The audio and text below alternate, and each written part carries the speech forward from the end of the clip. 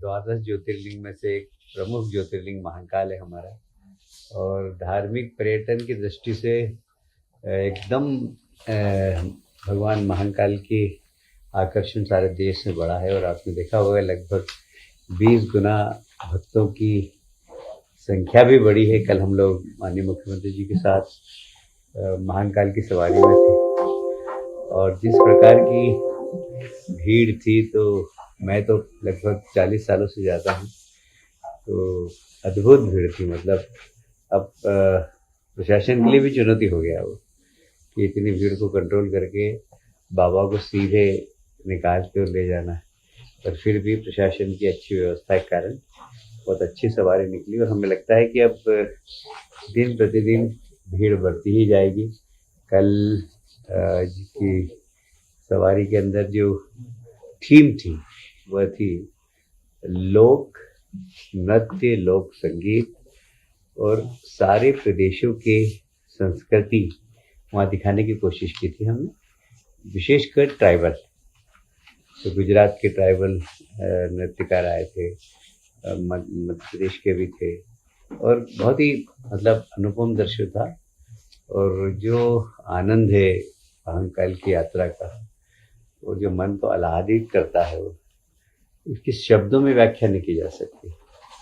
और इसलिए ये जो हमारा प्रदेश का एक बहुत बड़ा उत्सव, मुझे लगता है कि आने वाले समय में ये रथ यात्रा जैसे एक निकलती है और तिरुपति भगवान की यात्रा निकलती है, ऐसे ही हमारे यहाँ भी महाकाल की सवारी की प्रतिष्ठा ऐसी ही होने वाली। जिस प्रकार जनसंख्या बढ़ रही है, क्योंकि मैं तो 30-40 साल से जा रहा हूँ, और जिस तेजी से भक्तों का आना जाना वहाँ हो रहा है, और इसलिए हम सबके लिए एक चुनौती है यह सवारी अच्छी निकली और जो भी दर्शक आए वह यहाँ से प्रसन्न होकर जाए, ये हमारी कोशिश रहेगी।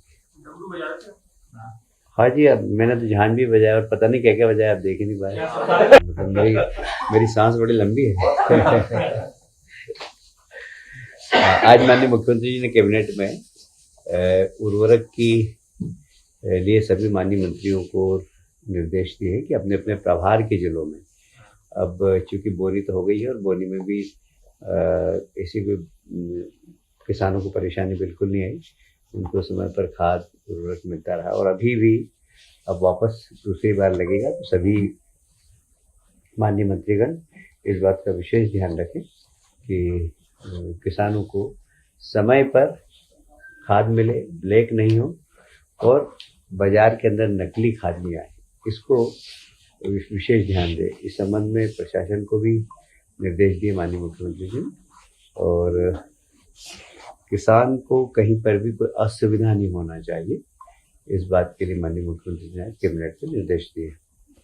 मध्य प्रदेश में आप जानते हैं कि हमारे यहाँ टाइगर रिजर्व बढ़ते जा रहे हैं और विशेषकर जैव विविधता से संपन्न हमारा प्रदेश है, और इसमें हमारे माननीय मुख्यमंत्री जी रुचि भी बहुत ले रहे हैं।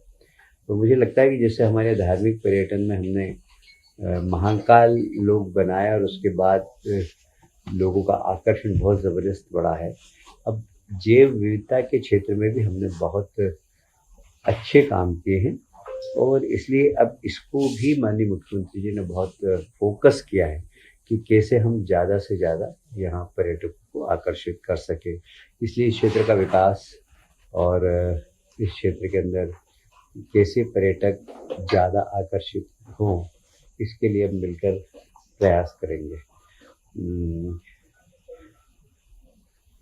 आप सभी जानते हैं कि शेर, चीते अब मध्य प्रदेश इनके नाम से पहचानने लगा। अभी तक तो गुजरात ही टाइगर के नाम से पहचाना जाता था, पर मध्य प्रदेश की भी पहचान अब हो रही है।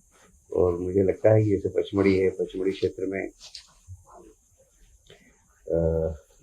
बायोस्फीयर रिजर्व घोषित किया गया है उसको भी। और बायोस्फीयर से मतलब ये है कि हमारे जितने भी जल में रहने वाले, थल में रहने वाले, वायु में रहने वाले जितने भी जीव जंतु हैं, उनके संरक्षण का काम। और इसलिए इस दिशा में सरकार बहुत गंभीर है और इन सब क्षेत्र को संरक्षित करके लोगों को, जो पर्यावरण प्रेमी हैं, उनको आकर्षित करने का काम किया जाएगा।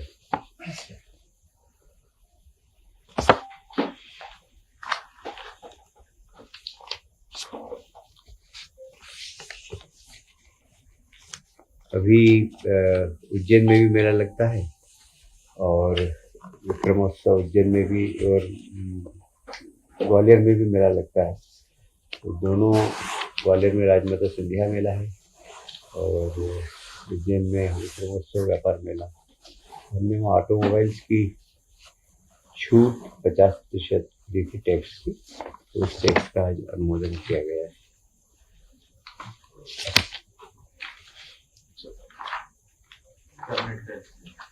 कैबिनेट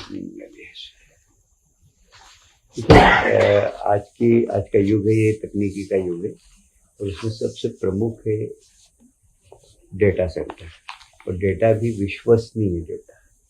नहीं तो कई चीज़ें तो अभी सोशल मीडिया में ऐसी चलती है कि अपन ढूंढते रहते हैं कि यार ये जो चल रहा है ये सही है कि गलत है, किसकी प्रामाणिकता। तो प्रामाणिक हो और उस दिशा में गंभीरता दिखे सरकार की। तो माननीय मुख्यमंत्री जी ने अभी इस यात्रा के दौरान डाटा सेंटर्स में भी विजिट किया और एक अच्छी तकनीकी का डाटा सेंटर मध्य प्रदेश में कैसे बने, और अभी इसमें लगातार तकनीकी का विकास हो रहा है। तो मुझे कहते हुए गर्व है कि अभी सरकार ने सांख्यिकी समृद्धि के लिए डेटा सेंटर को फोकस करके एक विश्वसनीय, एक जवाबदार डेटा सेंटर हम बना रहे हैं और शायद वो देश के अच्छे डेटा सेंटर में से एक होगा। इसमें भी आज कैबिनेट में काफ़ी चर्चा हुई, निर्णय हुआ कि मध्य प्रदेश की पहचान एक विश्वसनीय डाटा सेंटर के रूप में बने। तो अधिकतर अब ये सामान्य चीज़ें लोग समझते हैं, डाटा इस सेंटर ऐसा बने कि सारे विभाग एक दूसरे से एक्सचेंज कर सके।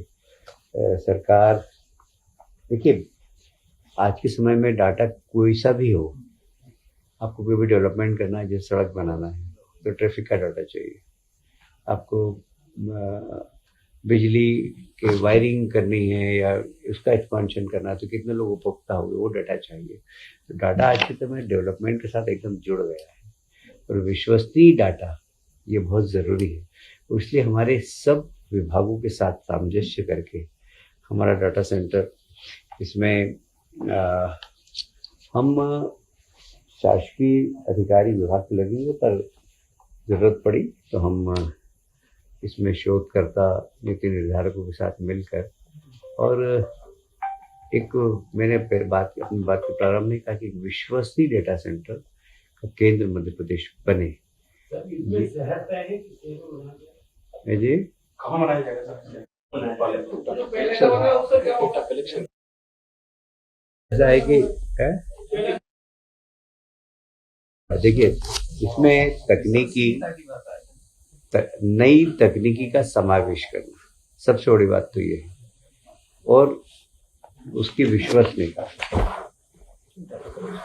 और डाटा कलेक्शन, और सब जगह से विश्वसनीय डाटा कलेक्शन। मैं बाद में बार बार कह रहा हूँ कि हम जवाबदार सरकार है, तो हमारा डेटा इतना जवाबदार होना चाहिए कि किसी को भी जरूरत, आप पत्रकारों को कोई न्यूज़ बनानी है तो आपको डेटा चाहिए, तो हम विश्वसनीय डेटा देंगे। तो इस प्रकार हम एक विश्वसनीय डेटा सेंटर आधुनिक तकनीक का बना रहे हैं, और इस दिशा में अभी माननीय मुख्यमंत्री जी टूर पर गए थे तो उन्होंने काफ़ी विस्तार से इस पर चर्चा की है। Madhya Pradesh power generating company, आप सभी जानते हैं कि सबसे पुराना हमारा गांधी सागर जल विद्युत गृह है, जो हमारी बिजली पानी से बनती है, और मेरा ख्याल है कि इसकी आधारशिला 60 में रखी गई थी, और एक राणा प्रताप राजस्थान का है और हमारा गांधी सागर है। तो ये संयुक्त रूप से काफ़ी पुराना एक हाइड्रो का जल विद्युत उत्पादन केंद्र है। इसकी कैपेसिटी 115 मेगावाट है, पर इसकी आयु कंप्लीट हो गई, लगभग 40 साल से चल रहा है, और सभी तकनीकी लोगों की राय है और यही हालत राजस्थान की भी है। राजस्थान सरकार और हमने संयुक्त रूप से मिलकर और इसका नवीनीकरण करने का निर्णय लिया है। तो लगभग इसमें